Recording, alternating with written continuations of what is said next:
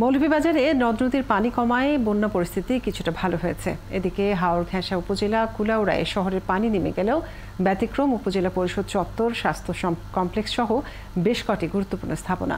পানি না নামায় দুর্ভোগ পোহাতে হচ্ছে এলাকাবাসী ও সেবাগ্রহীতাদের। আহমেদ ফারুক মিল্লাদের তথ্য ছবিতে প্রতিবেদন।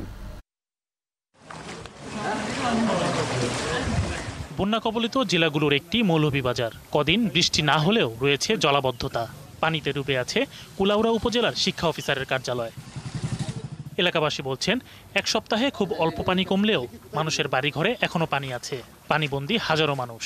এখনো হাঁটু পানি পায়, কয়েকটা পয়েন্টে হাঁটু পানির বেশিও আছে। বৃষ্টির পানি না যে পানি হয়েছে কিছুক্ষণ পরে 2 ঘন্টা পরে আবার নামিয়ে যাবো ইলাহান কিছু না, এটা হইল কি আখালুকির সাথে সম্পৃক্তই পানি। এখানে যে যারা বসবাস করে তাদের লেগে তো অনেক সমস্যা চলতেছে, বুঝছেন নি ভাই। কুলাউড়া উপজেলা স্বাস্থ্য কমপ্লেক্স, উপজেলা নির্বাহী কর্মকর্তার কার্যালয়, সাব রেজিস্ট্রার অফিস, কৃষি অফিস, খাদ্য গুদাম সহ বেশ কয়েকটি গুরুত্বপূর্ণ স্থাপনা থেকে এখনো নামছে না পানি। ফলে চরম দুর্ভোগ পোহাতে হচ্ছে সেবাগ্রহীতাদের। অনেক পুরুষ মানুষ আছে, আপনার টাকার দিকে নিজে কষ্ট করে আটকে সমস্যা হয়, অনেকের গা হওয়ার পায়ের মধ্যে অনেক সমস্যা হয়। সাদাপুর এলাকা, সোনাপুর, বিহালা, কুলাউড়ার পশ্চিম প্রান্তে বেশিরভাগ মানে রাস্তাঘাট পানির নিচে।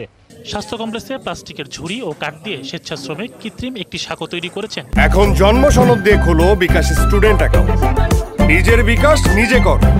স্থানীয় কিছু যুবক কিন্তু অ্যাম্বুলেন্স না যেতে পারায় জরুরি বিভাগের রোগীদের ভোগান্তি পোহাতে হচ্ছে। পানি অবস্থায় কিভাবে এই হাসপাতালে আমি সহযোগিতা নিলে 12টার সময় 7 দিন পরেও সুনামগঞ্জ এবং সিলেটের পানি শুকিয়ে গেছে, কিন্তু কোমরে এই কুলার অবস্থার পানি শুকাইতেছে না। এটা একটা বিপজ্জনক অবস্থা এই এলাকার। প্রায় 5 লক্ষ জনগণের আস্থার জায়গা হচ্ছে আমাদের উপজেলা স্বাস্থ্য কমপ্লেক্স। খুব পরিমাণে ডায়রিয়া এবং যে অ্যালার্জি জাতীয় স্কিন ডিজিজগুলো এখন বেশি হওয়ার সম্ভাবনা আছে। গত অর্থ বছরে স্বাস্থ্য কমপ্লেক্সের সামনে ড্রেন ও সড়ক উঁচু করার জন্য স্বাস্থ্য প্রকৌশল বিভাগের মাধ্যমে একটি প্রস্তাবনা মন্ত্রণালয়ে পাঠানো হয়েছে বলে জানান মৌলভীবাজার 2 আসনের সংসদ সদস্য। কিছু জায়গায় যেটা শুনেছি রাবার ড্যামের কথা এবং বুড়িকিয়ারি বাঁধের কথা, এগুলো আসলে কতটুকু ক্ষতি করছে বা কিভাবে আমরা এর থেকে উত্তরণ করা যায় সেই কাজগুলো আমরা যত দ্রুত সম্ভব ইনশাআল্লাহ। শহরের প্রধান সড়ক থেকে স্বাস্থ্য কমপ্লেক্স চত্বর প্রায় 1.5 ফুট নিচু হওয়ায় ভারী বৃষ্টি হলেই জলাবদ্ধতা তৈরি হয়।